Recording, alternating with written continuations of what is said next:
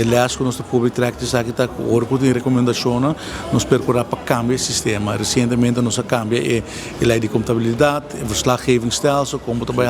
tudo isso aqui dentro do quadro de melhoração de manejo de fundo público.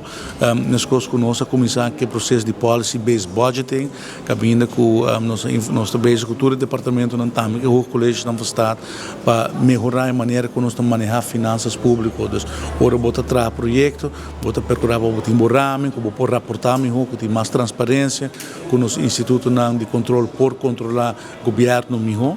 e comunidade também tem melhor garantia que o político tá vamos dar gasto placa conforme o mandato que tem de pressuposto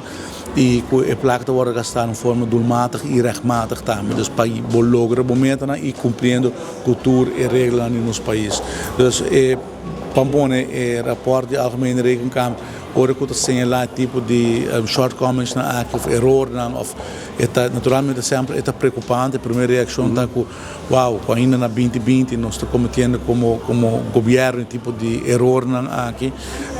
pero é por isso de também o período aqui de por exemplo a mim também nesse de finanças aqui 4 anos deve ser tal coisa que o Estado está assim não está completamente correto e no qual me quer dizer que isso aqui está com a recomendação nós temos que usar para nos melhorar nos produtos financeiros.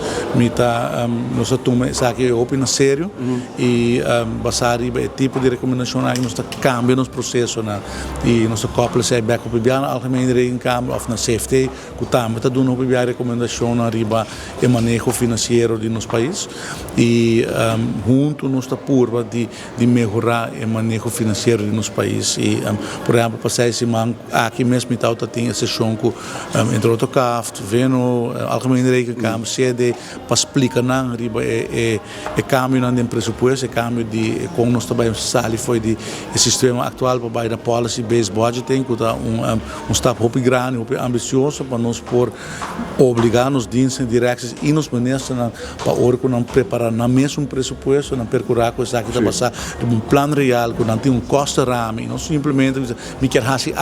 sim como tem uma ideia aqui que está inserável, mas se tem de momento, está requerir uma lei, está requerir 3 gente, está requerir 2 computers, uns 5 mil para o projeto.